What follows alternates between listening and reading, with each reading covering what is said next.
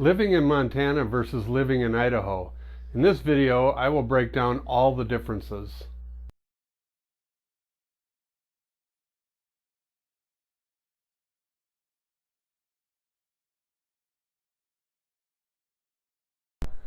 Alright, so I climbed all the way up this mountain to give you a better view of Montana.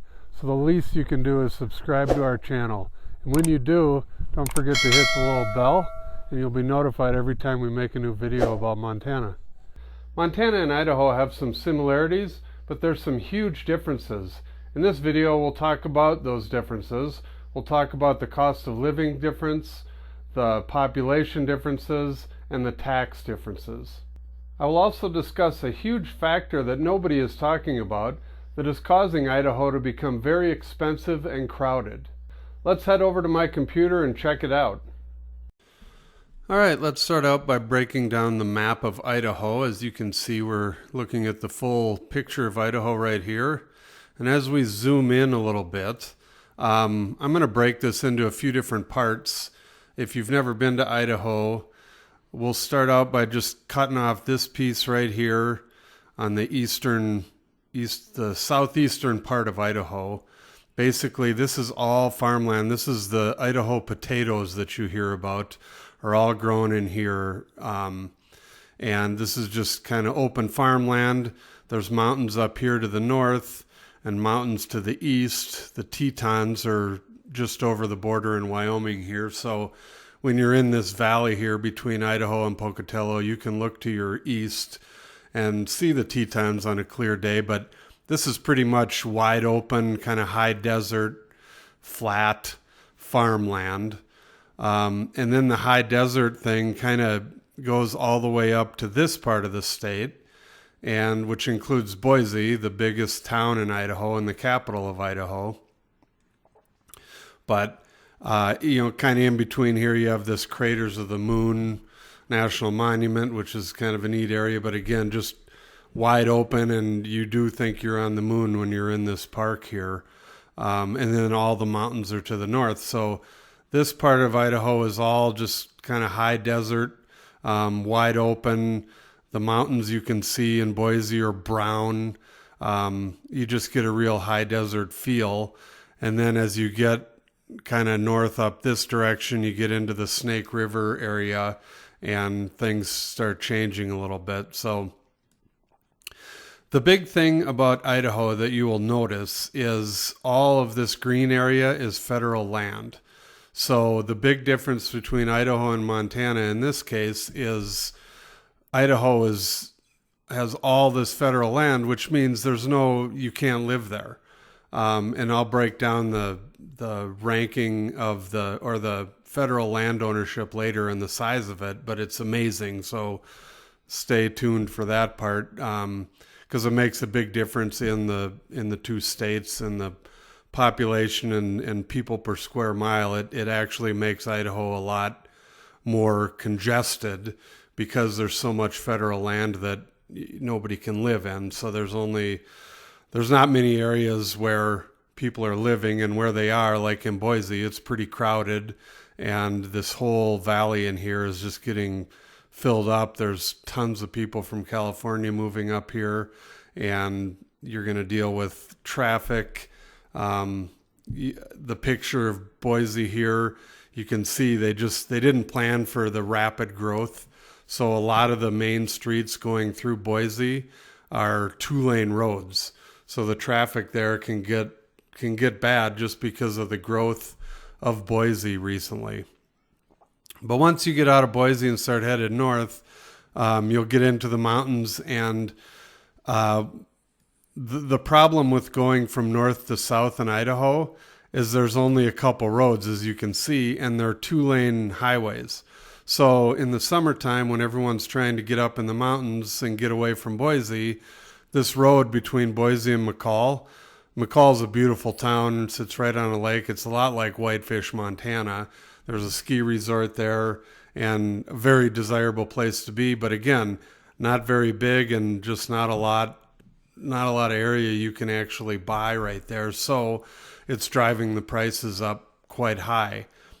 But back to the traffic and the driving, this is 100 miles between McCall and Boise, and you get behind some campers or things in the, slow drivers in the summer that are looking around. It takes forever to get up here. And then as you head north of McCall, you drop down in Riggins is in the Snake River or Salmon River Valley. The Salmon River dumps into the Snake River over here on the border. Again, beautiful spot, but you're going down very low. You have high mountains, very narrow valleys that you're driving through. And the mountains are all kind of brown and kind of a deserty feel as well.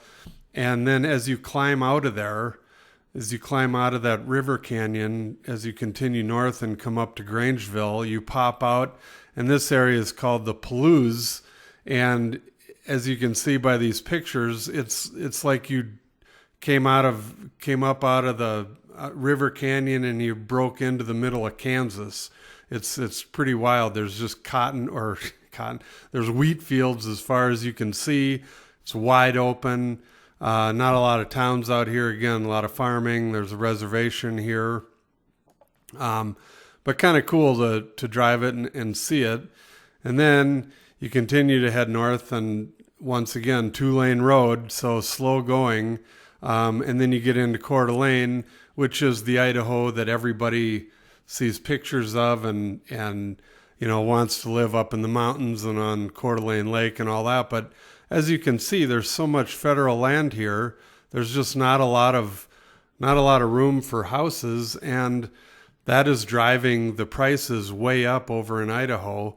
And there's just the inventory is way down just because of everybody trying to get away from the big cities. They want to move up here, which makes Montana a lot more attractive because there's just a lot more room to grow in Montana, and the house inventory in northern Idaho is just very low at the moment. It is a pretty area, but it's just real tough and getting very expensive to buy a house. When you're back down here in Coeur d'Alene, you're close to Spokane, and you got a lot of people in the Spokane Valley that, it's cheaper over here than living in Idaho, but you're not in the mountains like you are in Coeur d'Alene. Let's look at the federal land ownership. So let's look at the federal land ownership, and this is where it gets interesting and what many people don't realize about Idaho. But if you look down here at the Idaho line here, the federal land acreage that's owned, which would be national forest land, is 32 million acres. Well, Idaho is only 52 million acres in size, so that puts it at 61% of Idaho is federal land. And what that means is that you can't build there. It's great for recreating, and it makes Idaho beautiful, but it also makes Idaho pretty small when you're breaking down places to live. So 52 million minus 32 million gives you 20 million, basically 20 million acres where you can actually build a house and live. And so when you put it into perspective that way, here's the acreage by state. Obviously, Alaska's the biggest state in the nation. Montana's number 4 with 93 million acres. But when you break down Idaho and subtract the federal land, it puts you at 20 million acres. So you're down here at number 40 for size of state. So, Idaho seems like it's not very populated, but when you truly break down the area of where you can live and look at it that way, it's not a very big state. So that does make it a little more crowded than you would expect. And Boise is a big city and continuously growing, and that's not helping things at all. But I thought this was pretty interesting and something I wanted to point out. The federal land issue in Idaho is a blessing and a curse. Nobody ever talks about this, even though it's a huge factor with home prices and crowding. Let's check out the tax differences. All right, let's check out the taxes here. So what I did is I went to a website called taxrates.org to get this information. And what I found was that Idaho and Montana are very similar when it comes to taxes. And how I did this is I just put in, there's a little chart you can plug in your own numbers. And I put in $100,000 for a married couple. That's all I did. I didn't get too complicated, just threw that in. I wanted to see the difference in taxes. And as you can see, they figure it all out for you. And it comes out to, you would have to pay $21,061 in Idaho for taxes. And that comes out to 21.06% of your income if you make $100,000. The one thing that Idaho does have that Montana doesn't is a sales tax. Idaho has a 6% sales tax. But I think it kind of comes out as a wash. So when you get to the Montana taxes, they're a little higher because of the fact we don't have a sales tax. So our income tax and our property taxes are a little higher than Idaho.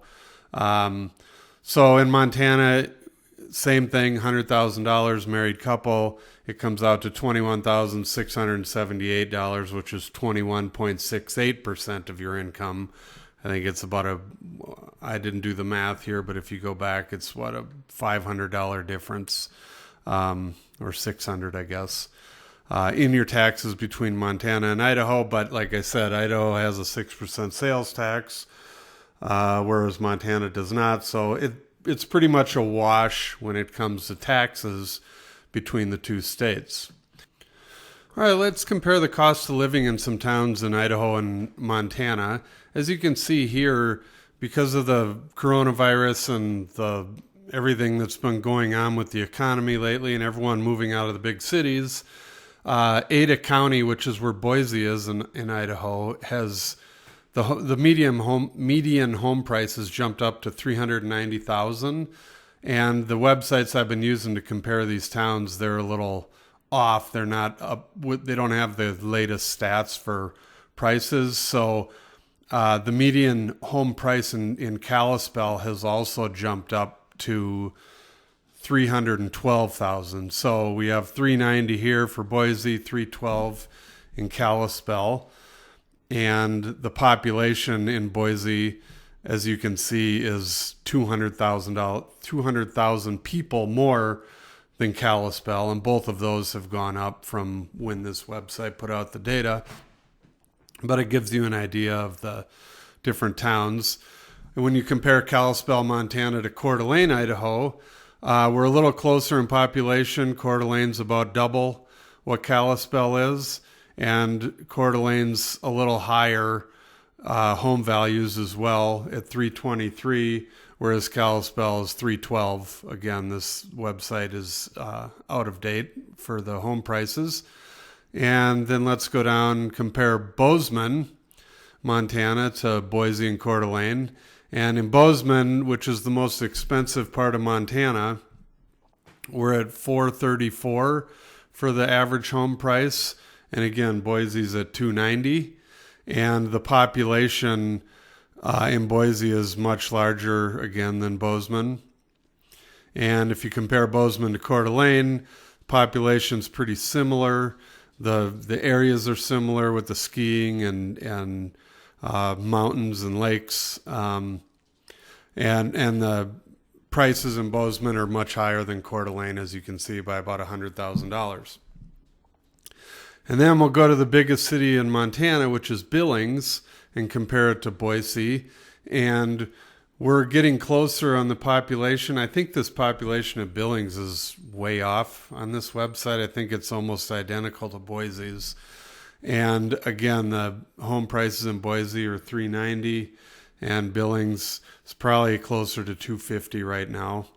And then if you compare Billings to Coeur d'Alene, again, Billings is a much bigger city, but the home prices in Billings are much cheaper.